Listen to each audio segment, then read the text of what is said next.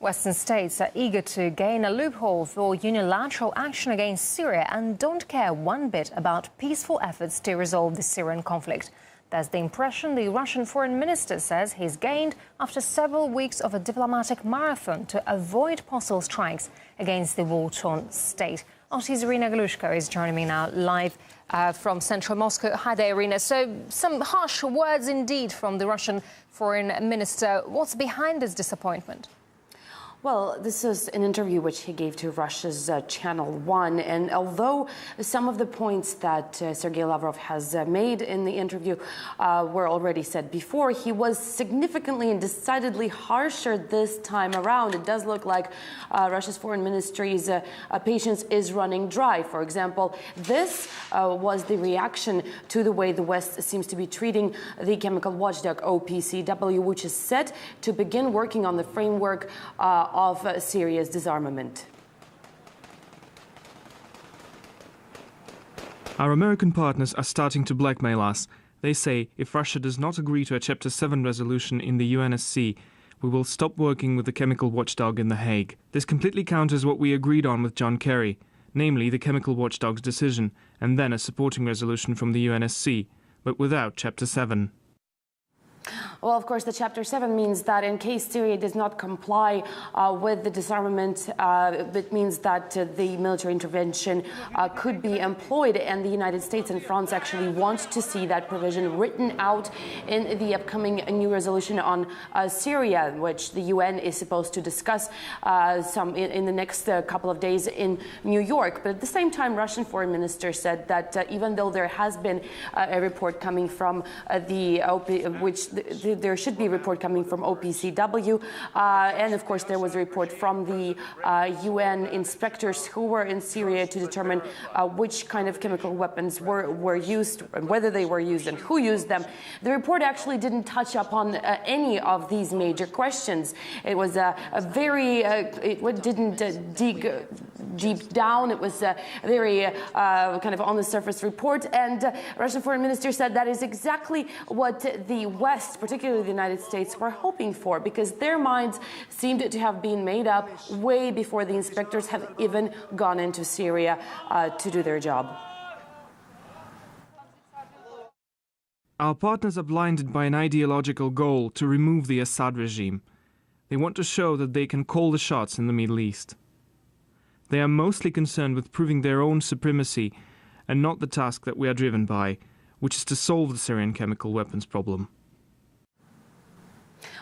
Well, once that report came out, again, the West was quick to say that this exactly points to the fact that the Syrian government has used chemical weapons, even though there is not a single word about exactly who has used the chemical weapons in that report. And Mr. Lavrov says that those who believe unilaterally that it was the Assad regime that has reserved to using chemical weapons are actually not being completely frank. As a matter of fact, there has been proof received by a Russian Ministry of Foreign Affairs that the rebels themselves have received some unknown missiles. They didn't know what they were or how to use them, but they acknowledged the fact that they went on to use them anyways, which of course means that those missiles could be anything of the matter. They could as well contain chemical weapons. There's another part of There's another significant aspect, and that is the fact that some of the Syrian chemical weapon facilities are actually in territories which are now controlled by the Syrian rebels. That is also something to keep in mind. On the whole, however, Mr. Lavrov has said that it does not seem like the Western powers are interested in pursuing the diplomatic solution of the matter. Right now, our Western partners are trying to forcefully push forward with this Syrian resolution. They are on edge because they understand that if Chapter 7 is mentioned, there's a chance for them to get approval with the UN Security Council for unilateral action. We encourage them to keep calm and stop coming up with resolutions that put the Convention for the Prohibition of Chemical Weapons on the back burner and that prioritize US goals. Well, from the get-go, it was obvious that neither the U.S. nor France needed a conclusive report by the UN observers, and they are essentially continuing with their blame game, as my colleague Anissa Naui reports. As chaos and violence continue in Syria, so does the diplomatic battle surrounding the conflict. This week, a UN investigation concluded chemical weapons were used on August the 21st. The environmental, chemical, and medical samples that the UN investigators collected provide clear and compelling evidence that the surface-to-surface rockets used in this attack contained the nerve agent sarin. We know the Assad regime possesses sarin, and there's not a shred of evidence, however, that the opposition does. Please, this isn't complicated. When we said we know what is true, we meant it. But the UN report doesn't blame the Assad regime for the attack or mention other chemical weapons attacks allegedly carried out this summer. Russia claims there's still no evidence the Syrian government is guilty, and rather many suggestions the attack was a clever attempt by rebels to push for foreign intervention. We have every reason to think that it was a provocation, a smart provocation, of course, but the technique was very simple. They used an old Soviet missile, which are no longer in service with the Syrian army. The key thing is that the missile carried the label "Made in the USSR."